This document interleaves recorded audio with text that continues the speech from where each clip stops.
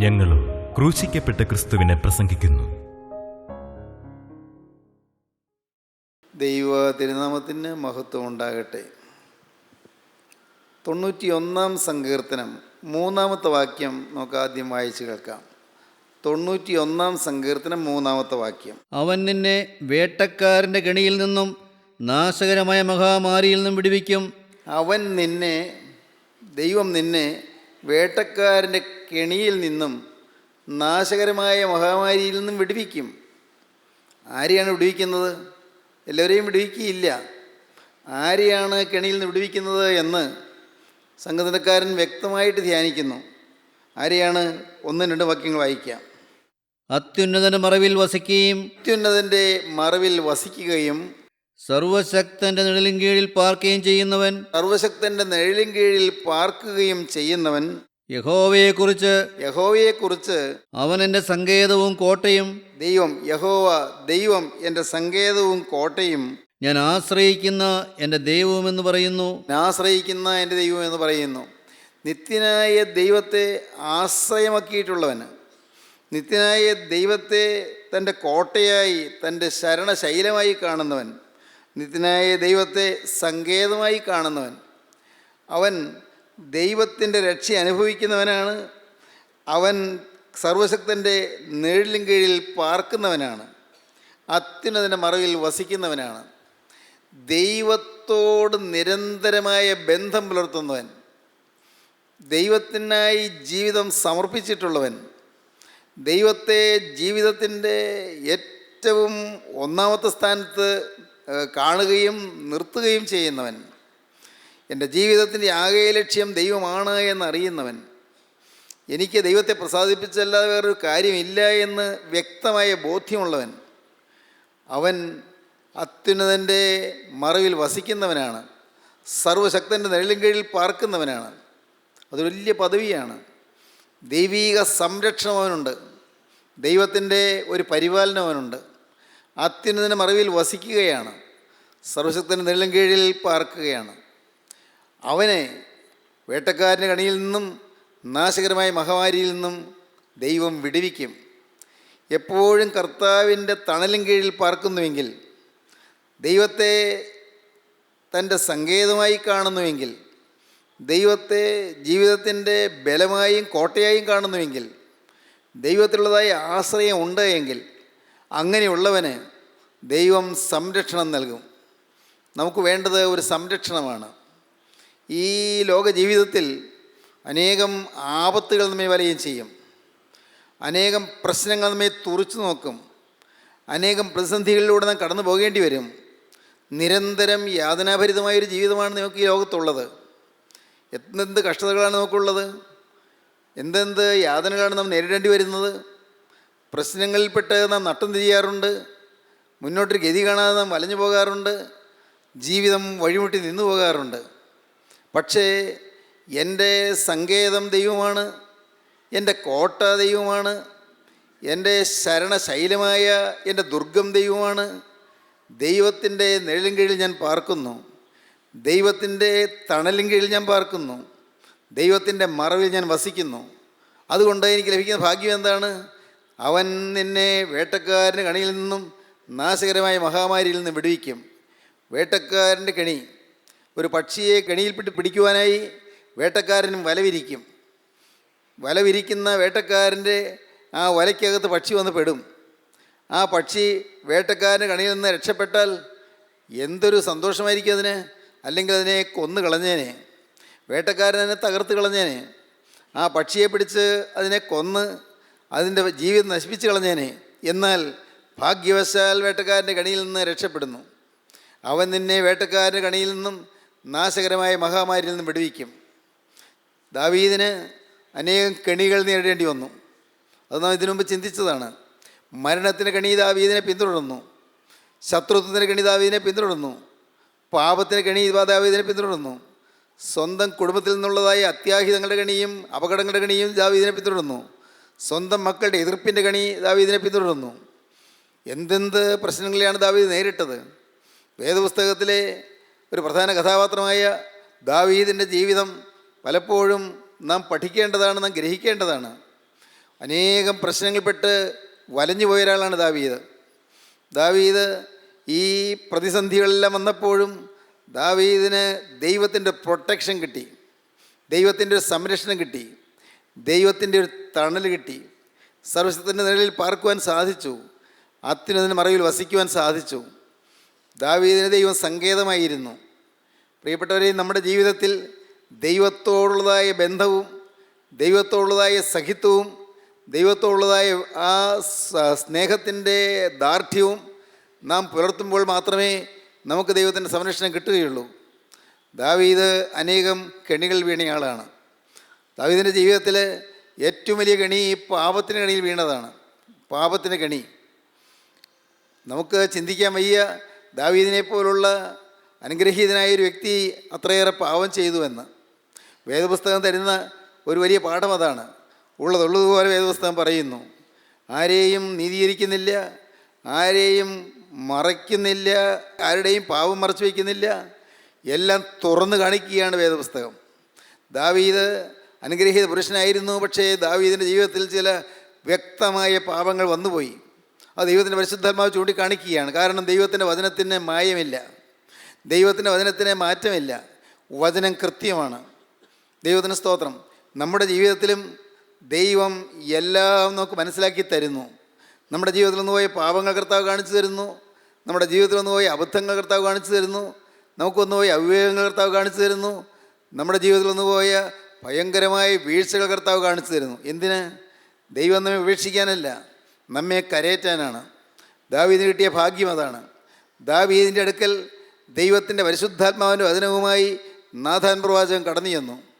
വലിയൊരു കെണിയിൽ നീ പെട്ടിരിക്കുന്നെന്ന് നാഥാൻ പ്രവാചകൻ ദാവീദിന് പറഞ്ഞു കൊടുത്തു. പ്രവാചകൻ ചെന്നു. പ്രവാചകൻ ദാവീദിന് പ്രബോധനം നൽകി. ദൈവത്തിൻ്റെ പ്രവാചകൻ്റെ നാവിൽ കൂടി വന്ന് വചനം ദാവീദിനെ ഉണർത്തി. അയ്യോ, ഞാൻ പാപം ചെയ്തു പോയി എന്ന് പറഞ്ഞ് കരയുവാൻ ദാവീദിൻ്റെ ഹൃദയത്തെ ദൈവത്തിൻ്റെ വചനം ഉണർത്തി. ദാവീദിൻ്റെ ഹൃദയത്തെ കീറി പിളർന്നു. ദാവീദിൻ്റെ ഉള്ളു നുറുകി കരഞ്ഞു. ദാവീദ് ദൈവത്തിന് കരുണയ്ക്ക് വേണ്ടി യാചിച്ചു. പാപത്തിൻ്റെ കെണിയിൽ നിന്ന് ദാവീദ് രക്ഷപ്പെട്ടു. ദൈവം പാവം ക്ഷമിച്ചു കൊടുത്തു. പാവം ക്ഷമിച്ചു കൊടുത്തപ്പോൾ ദാവീദ് പാടിയ സങ്കീർത്തനമാണ് 32-ാം സങ്കീർത്തനം. ലംഘനം ക്ഷമിച്ചും പാപം മറച്ചും കിട്ടിയവൻ ഭാഗ്യവാൻ. യഹോവ അകൃത്യം കണക്കിടാതെയും ആത്മാവിൽ കപടമില്ലാതെ ഇരിക്കുന്ന മനുഷ്യൻ ഭാഗ്യവാൻ. ആത്മാവിൽ കപടമില്ലാതിരിക്കുക, കാപട്യമില്ല. ലംഘനം ക്ഷമിച്ചു കിട്ടി, പാപം മറച്ചു കിട്ടി. എന്തൊരു ഭാഗ്യം! ദാവീദ് പറയുകയാണ്, ലംഘനം ക്ഷമിച്ചും പാപം മറച്ചും കിട്ടിയവൻ ഭാഗ്യവാൻ.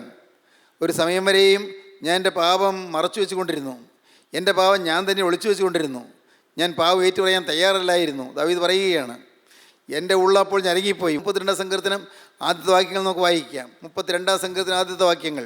ലംഘനം ക്ഷമിച്ചും പാപം മറച്ചും കിട്ടിയവൻ ഭാഗ്യവാൻ. യഹോവ അകൃത്യം കണക്കിടാതെയും ആത്മാവിൽ കപടമില്ലാതെയും ഇരിക്കുന്ന മനുഷ്യൻ ഭാഗ്യവാൻ. ഞാൻ മിണ്ടാതെയിരുന്നപ്പോൾ നിത്യമായ ഞരക്കത്താൽ എൻ്റെ അസ്ഥികൾ ക്ഷയിച്ചുപോയി. രാവും പകലും നിൻ്റെ കൈ എൻ്റെ മേൽ ഭാരമായിരുന്നു. എൻ്റെ മജ്ജ വേനൽക്കാലത്തിലെ ഉഷ്ണത്താൽ എന്ന പോലെ വറ്റിപ്പോയി. ഞാൻ എൻ്റെ പാപം നിന്നോട് അറിയിച്ചു, എൻ്റെ അകൃത്യം മറച്ചതുമില്ല. ഞാൻ എൻ്റെ പാപം നിന്നോട് അറിയിച്ചു, എൻ്റെ അകൃത്യം മറച്ചതുമില്ല. ഞാൻ വായി തുറക്കാതിരുന്നു, ഞാൻ മിണ്ടാതിരുന്നു, ഞാൻ തുറന്നു പറയാതിരുന്നു, ഞാൻ പാപം ഏറ്റു പറയാതിരുന്നു. അപ്പോഴാണ് എൻ്റെ മജ്ജ വറ്റിപ്പോയതുപോലെ എനിക്ക് തോന്നി. ഒന്നുകൂടെ വായിക്കാം, 2-ാം വാക്യം മുതൽ. യഹോവ അകൃത്യം കണക്കിടാതെയും ആത്മാവിൽ കപടമില്ലാതെയും ഇരിക്കുന്ന മനുഷ്യൻ ഭാഗ്യവാൻ. ഞാൻ മിണ്ടാതെയിരുന്നപ്പോൾ ഞാൻ മൗനമായിരുന്നു, പാപം ഏറ്റു പറഞ്ഞില്ല. പാപം ഏറ്റു പറയാതെ ഞാൻ മറച്ചു വെച്ചുകൊണ്ടിരുന്നപ്പോൾ, ഞാൻ മിണ്ടാതെയിരുന്നപ്പോൾ നിത്യമായ ഞരക്കത്താൽ എൻ്റെ അസ്ഥികൾ ക്ഷയിച്ചുപോയി. നിത്യമായി ഞരക്കം എന്നെ പിടികൂടി. എനിക്ക് വലിയ വേദനയായി. പാപം ഞാൻ ഏറ്റു പറഞ്ഞ് ഉപേക്ഷിച്ചില്ല, പാപം തുറന്നു പറഞ്ഞില്ല, എനിക്ക് തെറ്റുപറ്റിപ്പോയി എന്ന് പറയാൻ ഞാൻ വിനയപ്പെട്ടില്ല. അയ്യോ, ഞാൻ എന്ത് അബദ്ധത്തിലാണ് വീണതായെന്ന് എനിക്ക് തോന്നിയില്ല. ഞാൻ പാവം ഏറ്റു പറയാതെ ഞാൻ മിണ്ടാതിരുന്നപ്പോൾ നിത്യമായ ഞരക്കത്താൽ എൻ്റെ അസ്ഥികൾ ക്ഷയിച്ചുപോയി. രാവും പകലും നിൻ്റെ കൈ എൻ്റെ മേൽ ഭാരമായിരുന്നു. ഈ വലിയ കണിയിൽപ്പെട്ട് ഞാൻ കിടന്നപ്പോൾ രാവും പകലും നിൻ്റെ കൈ എൻ്റെ മേൽ ഭാരമായിരുന്നു. നിൻ്റെ വചനം എന്നെ വീണ്ടും വീണ്ടും തേടി വന്നുകൊണ്ടിരുന്നു. ദൈവത്തിൻ്റെ കൈ, ദൈവത്തിൻ്റെ വചനമാണ്. നിൻ്റെ കൈ എൻ്റെ മേൽ ഭാരമായിരുന്നു. വചനം കേൾക്കുമ്പോൾ ഭാരം, വചനത്തോട് അടുക്കാൻ പേടി, വചനത്തിൽ നകന്നു പോകുന്നു, വചനം പറയുന്നവരിൽ നകന്നു പോകുന്നു. ദാവീദിൻ്റെ വചനം പറയുന്നവരെ മാനമില്ലാതാകുന്നു. എന്താണ് കാരണം? പാപം ഒളിച്ചു വയ്ക്കുന്നു, പാപം തുറന്നു പറയാൻ തയ്യാറല്ല. നമ്മുടെ ജീവിതത്തിൽ അത് കാണാം. ചിലർ ആത്മീയമായ ജീവിതത്തിൽ നല്ല മുന്നേറ്റം ഉണ്ടായിരുന്നവർ ഏതെങ്കിലും പാവം വന്നു കഴിയുമ്പോൾ കൂട്ടായ്മയിൽ നിന്ന് തന്നെ മാറും. പാവം വന്നു കഴിയുമ്പോൾ ദൈവമക്കളുടെ മുമ്പിൽ നിന്ന് മാറും. ദൈവമക്കളുടെ അരികത്ത് വരാൻ തയ്യാറല്ല, ദൈവമക്കളോട് മിണ്ടാൻ തയ്യാറല്ല. ഏതോ ഒരു പേടി വരെ ബാധിക്കുന്നു, ഏതോ ഒരു ആശങ്ക, ഏതോ ഒരു ഭയം. കടന്നു വരാൻ ധൈര്യമില്ല, മുഖത്ത് നോക്കാൻ ധൈര്യമില്ല, തുറന്നു പറയാൻ ധൈര്യമില്ല. ആരെയും പേടിക്കേണ്ട ആവശ്യം ഉണ്ടായിട്ടല്ല, ഏതോ ഒരു അകൽച്ച. ആ അകൽച്ച ഉണ്ടാക്കുന്ന പിശാചാണ്. ദാവീദ് തുറന്നു പറയാതിരുന്നപ്പോൾ മജ്ജ വറ്റിപ്പോയി എന്നാണ് പറയുന്നത്, അസ്ഥി ഉണങ്ങിപ്പോയി എന്നാണ് പറയുന്നത്. അങ്ങ് അസ്ഥി പിളർന്നു പോകുന്ന പോലത്തെ വേദന. ദൈവത്തിൻ്റെ കരുണയാണ് ആ വേദന നൽകിയത്. ദൈവത്തിൻ്റെ കൃപയാണ് പാപം ഏറ്റുപറയാതിരുന്നപ്പോൾ ശരീരത്തിൽ ആ വേദന അനുഭവിക്കാനിടയായത്. അതെല്ലാം ഭാഗ്യമായിപ്പോയി. ദാവീദ് ഏതാണ്ട് ഒരാണ്ട് കാലം മുഴുവനും പാവം ഏറ്റുപറയാതെ ഒളിച്ചു വെച്ചുകൊണ്ടിരുന്നു. ദാവീദിന് വേണമെങ്കിൽ പാവം ഏറ്റുപറയാമായിരുന്നു. പക്ഷേ ദാവീദിന് ചില ന്യായീകരണങ്ങളുണ്ടായിരുന്നു. ദാവീദിൻ്റെ ന്യായീകരണങ്ങൾ മാനുഷികമായ ന്യായീകരണങ്ങളായിരുന്നു. പാപം ചെയ്തു കഴിഞ്ഞാൽ സംഭവിക്കാവുന്നൊരു അപകടം ന്യായീകരണം വരും. ഇന്ന കാരണം കൊണ്ടല്ലേ എനിക്ക് പാപം വന്നത്, എനിക്ക് ഇന്ന ആൾ ഇങ്ങനെ പെരുമാറിയതുകൊണ്ടല്ലേ എനിക്ക് പാപം വന്നത്, ഇന്നയാൾ എന്നോട് ഇങ്ങനെ സംസാരിച്ചുകൊണ്ടല്ലേ എനിക്ക് പാപം വന്നത്. എൻ്റെ ജീവിതത്തിൽ പാപം വന്നു, ശരിയാണ്, എനിക്ക് തോന്നുന്നുണ്ട്, പാപം വന്നു തോന്നുന്നുണ്ട്. പക്ഷേ എന്നോട് സംസാരിച്ച രീതി, എന്നോട് പെരുമാറിയ രീതി, അത് ഞാൻ എങ്ങനെ വഹിക്കും? അതുകൊണ്ട് എനിക്ക് നീരസം വന്നുപോയി, അതുകൊണ്ട് എനിക്ക് കോപം വന്നുപോയി. എൻ്റെ ഭാര്യ എന്നോട് അനുസരണക്കേട് കാണിക്കുകയും ധിക്കാരം കാണിക്കുകയും ചെയ്തപ്പോൾ എനിക്ക് ദേഷ്യം വന്നുപോയി. എൻ്റെ ഭർത്താവ് എന്നെ സ്നേഹിക്കാതെ, എന്നെ കരുതാതെ ഇരുന്നപ്പോൾ എനിക്ക് നീരസവും കയ്പും വന്നുപോയി എന്നിങ്ങനെ പറയുന്ന ആളുകളുണ്ട്. ദാവീദിന് ന്യായീകരണങ്ങളുണ്ടായിരുന്നു.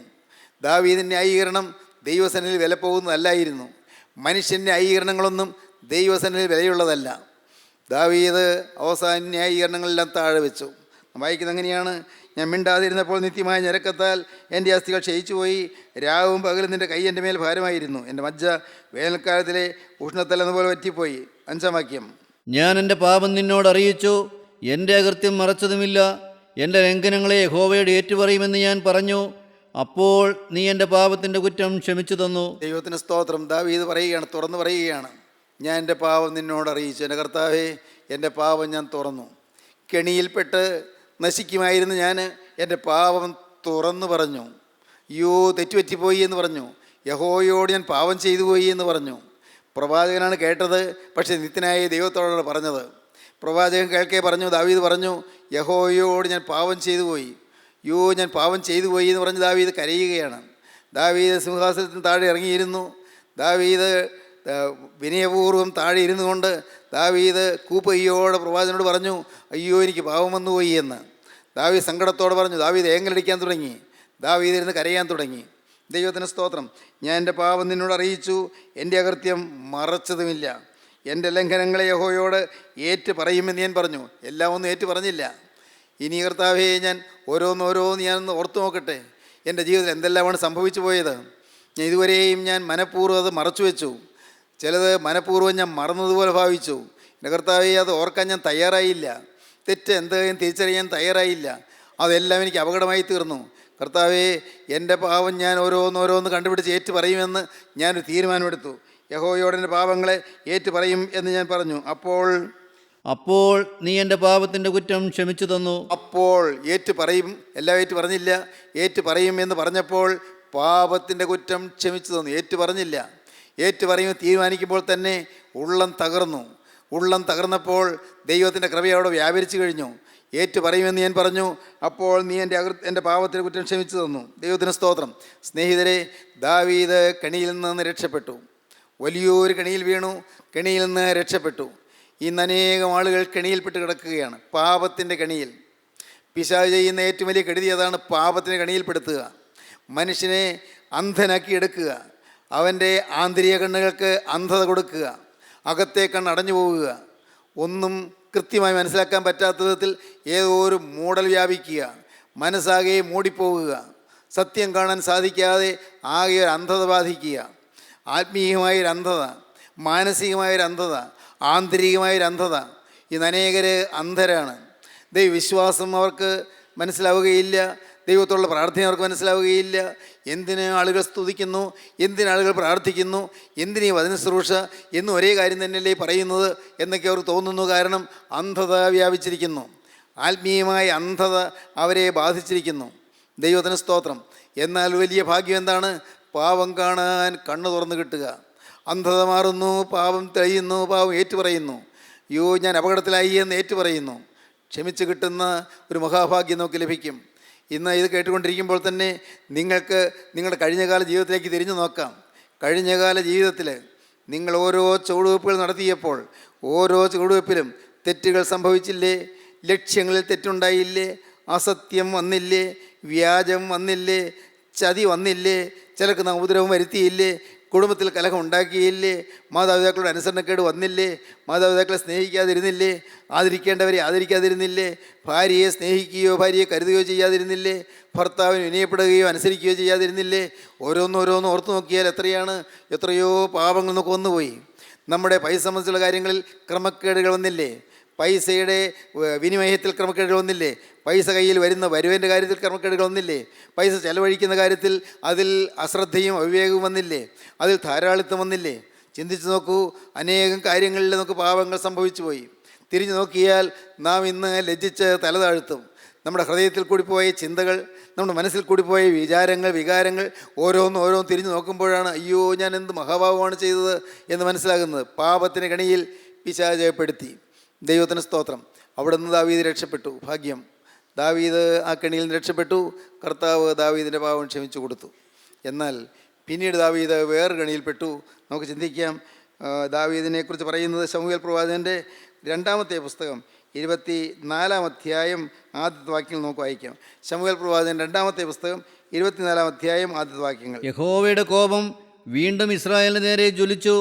നീ ചെന്ന് ഇസ്രായേലിനെയും യഹൂദായെയും എണ്ണുക എന്നിങ്ങനെ അവർക്ക് വിരോധമായി ദാവീദിന് തോന്നിച്ചു. ദാവീദിന് ഒരു തോന്നലുണ്ടായി. എന്താണ് തോന്നൽ? നീ ചെന്ന് ഇസ്രായേലിനെയും യഹൂദയെയും എണ്ണുക. ഒരു സെൻസസ് എടുക്കുക. ഒരു തെറ്റുമില്ല. സെൻസ് എടുക്കുന്ന പാവമൊന്നും അല്ലല്ലോ. ദാവീദിനൊരു തോന്നൽ, ആളുകൾ എത്രയുണ്ട്, എൻ്റെ കൂടെ എത്ര പേരുണ്ട്, എൻ്റെ കൂടെ എത്രത്തോളം ആളുകളുണ്ട്. ഇപ്പോൾ വലിയൊരു സമൂഹം, ഇസ്രായേലും യഹൂദയുമായി വലിയൊരു സമൂഹം എൻ്റെ അനുയായികളായിട്ടുണ്ട്. എൻ്റെ രാജ്യത്വം അംഗീകരിക്കുന്നവരായിട്ടുണ്ട്. അത് എത്ര പേരുണ്ട്? ഒന്ന് എണ്ണണമെന്ന് ദാവീദിന് തോന്നിച്ചു എന്നാണ്. എന്നാൽ അത് എങ്ങനെയാണ് ആ തോന്നലുണ്ടായത് എന്ന് കാണണമെങ്കിൽ ദിനവൃത്താന്ത പുസ്തകം വായിക്കണം. 1 ദിനവൃത്താന്തം 21-ാം അധ്യായത്തിൻ്റെ ആദ്യ വാക്യം വായിക്കാം. അനന്തരം സാത്താൻ ഇസ്രായേലിന് വിരോധമായി എഴുന്നേറ്റ് ഇസ്രായേലിനെ എണ്ണുവാൻ ദാവീദിന് തോന്നലുണ്ടാക്കിയത് സാത്താനാണ്. അനന്തരം സാത്താൻ ഇസ്രായേലിന് വിരോധമായി എഴുന്നേറ്റു. ഒരു വലിയ കൂട്ടം ജനത്തെ നശിപ്പിക്കാൻ വേണ്ടി സാത്താൻ എഴുന്നേറ്റു. ദൈവജനത്തെ നശിപ്പിച്ച് കളയുവാൻ വേണ്ടി സാത്താൻ എഴുന്നേറ്റു. വലിയൊരു കൂട്ടം ജനം, ആ ജനത്തെ നശിപ്പിക്കാനായിട്ട് സാത്താൻ ഉദ്യമിച്ചു. ആ സമൂഹത്തെ മുഴുവൻ ഒന്നടങ്കം നാശത്തിലേക്ക് ആക്കുവാൻ സാത്താൻ യത്നിച്ചു. ഇസ്രായേലിന് വിരോധമായി എഴുന്നേറ്റു. ഇസ്രായേലിനെ എണ്ണുവാൻ ദാവീദിന് തോന്നിച്ചു. രാജാവിനൊരു തോന്നൽ കൊടുത്തു. പിശാച് ചില തോന്നലുകൾ തരുന്നു. പ്രിയപ്പെട്ടവരെ, സാത്താൻ ചില തോന്നലുകൾ നമുക്ക് തരുന്നു. എന്തിന്? ഒരുപക്ഷേ ഒരു കാര്യവുമില്ല, വെറും ഒരു സംസാരം. ആ സംഭാഷണം വന്ന് അവസാനം വഴക്കിലായി, അത് പിന്നെ കത്തിക്കുത്തിലായി, പിന്നെ കൊലപാതകത്തിലായി, പിന്നെ ജയിൽവാസമായി, ഒരുപക്ഷെ പിന്നെ തൂക്കിക്കൊല്ലുന്ന ഭയങ്കരമായ ശിക്ഷാവിധിയിലേക്കിരുന്നു. നിസ്സാര കാര്യം. അല്പനേരത്തെ ഒരു സംഭാഷണം, വെറുതെ വാക്ക് തർക്കം, അത് പിശാച് നിന്ന് രസിച്ച് അത് ചെയ്യിക്കുകയാണ്. അങ്ങോട്ട് പോകേണ്ട കാര്യമില്ല. എന്തിനു പോകണം? പോകാതിരിക്കാമായിരുന്നു. തർക്കിക്കാനും വാദിക്കാനും കൂടെ പോകണ്ടായിരുന്നു. അവിടെ സംസാരിക്കാൻ പോകണ്ടായിരുന്നു. അവിടെ ചെന്ന് നിൽക്കാൻ പോകണ്ടായിരുന്നു. ആ കൂട്ടത്തിൽ പോയി നിൽക്കേണ്ട ആവശ്യമുണ്ടായിരുന്നില്ല. പക്ഷേ പിശാച് തോന്നിക്കുകയാണ്. പിശാച് അറിയാതെ തോന്നിച്ച് അവിടെ എത്തിക്കുന്നു. അപകട സ്ഥലത്തേക്ക് എത്തിക്കുന്നു. സാത്താൻ അനർത്ഥത്തിൻ്റെ സ്ഥലത്തേക്ക് എത്തിക്കുന്നു. സാത്താനാണ് ചില തോന്നലുകൾ തരുന്നത്. ചില തോന്നലുകൾ അത് നാം കരുതലോടെ നിന്നാൽ അത് പിശാച് തരുന്ന തോന്നലാണെന്ന് നമുക്ക് മനസ്സിലാക്കാൻ പറ്റും. ഓരോ ചുവട് വയ്ക്കുമ്പോഴും ഒന്ന് ചിന്തിക്കണം. Look before you leap. ഞാൻ കഴിഞ്ഞ പ്രാവശ്യം പറഞ്ഞ് നിങ്ങൾ ഓർക്കുമായിരിക്കും. Look before you leap. നിങ്ങൾ ചാടുന്നതിന് മുൻപ് ഒന്ന് നോക്കുക. ഞാൻ ചാടിയാൽ അങ്ങ് എത്തുമോ? ഞാൻ ചാടിയാൽ അപകടം കൂടാതിരിക്കുമോ? ഒന്ന് ചിന്തിച്ചിട്ട് ചാടുക. Look before you leap. നമ്മിൽ പലരും ചിന്തിക്കാതെ സംസാരിക്കുന്നവരാണ്, ചിന്തിക്കാതെ പ്രവർത്തിക്കുന്നവരാണ്. ദൈവമക്കൾ അങ്ങനെ ആയിരിക്കരുത്. അവരുടെ ഓരോ വാക്കും നിയന്ത്രിക്കപ്പെടേണ്ടതാണ്. പരിശുദ്ധാത്മാവ് നിയന്ത്രിക്കേണ്ടതാണ് ഓരോ വാക്കും. മാത്രമല്ല ഓരോ ചലനവും. ദൈവം സന്തോഷിക്കാത്ത ഒരു സ്ഥലത്ത് പോയി നിൽക്കരുത്, അങ്ങനെ ഒരു കൂട്ടത്തിൽ പോയി നിൽക്കരുത്. കുഴപ്പമൊന്നുമില്ല, സ്നേഹമല്ലേ, ഒന്ന് വർത്തമാനം പറയാൻ പോയി എന്നല്ലേ ഉള്ളൂ തോന്നും. പക്ഷേ അവിടെ പിശാച് അവൻ നമുക്ക് തോന്നിച്ച ആ തോന്നലിൻ്റെ പിന്നിൽ പിശാചിൻ്റെ കെണിയുണ്ട്. പിശാച് കെണി വയ്ക്കുകയാണ്. ദാവീദിന് അങ്ങനെ ഒരു തോന്നലുണ്ടാക്കിച്ചു, ജനത്തെ ഒന്ന് എണ്ണി നോക്കണമെന്ന്. എന്താണ് ആ തോന്നൽ വരാൻ കാരണം? ആ തോന്നൽ വരാൻ കാരണം ദാവീദിന് ധാരാളം പേരെൻ്റെ കൂടെ ഉണ്ടല്ലോ എന്നുള്ള ഒരഹങ്കാരം വന്നു. ശ്രദ്ധിക്കേണ്ട ഒരു വലിയ കാര്യമാണത്.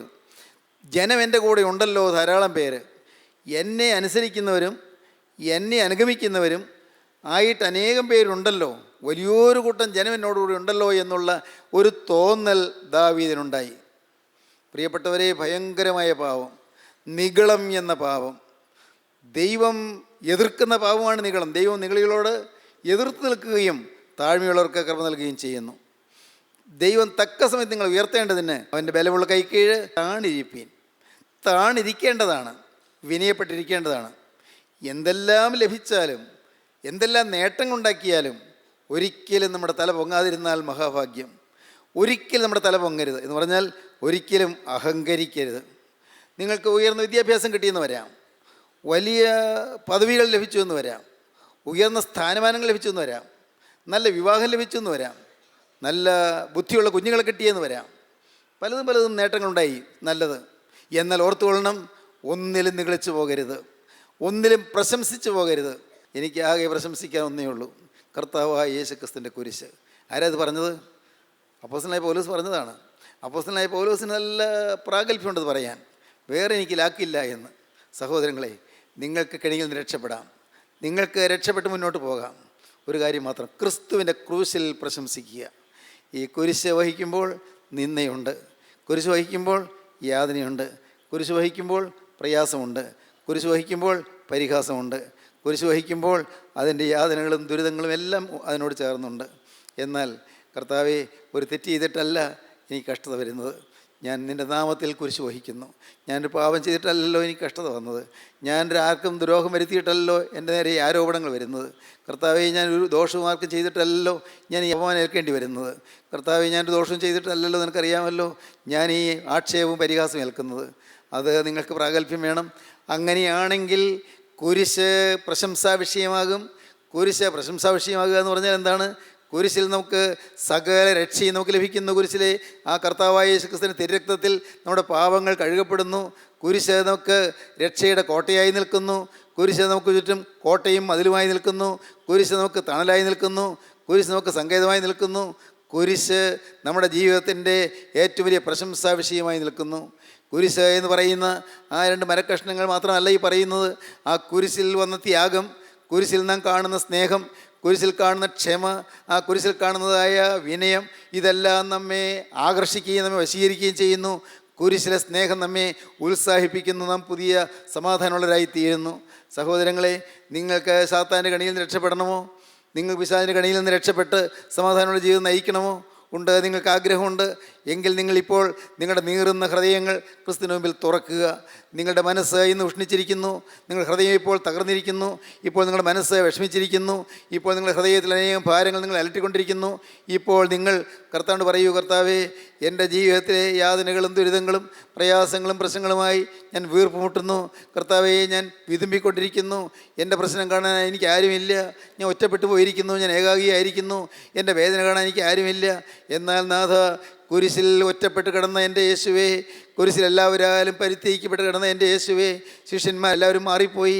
ഏറ്റവും പ്രിയ ശിഷ്യനായിരുന്ന സെൻറ്റ് പീറ്റർ പത്രോസ്ലീഹ പോലും ഇവനെ അറിയുന്നില്ല എന്ന് തള്ളി പറഞ്ഞു.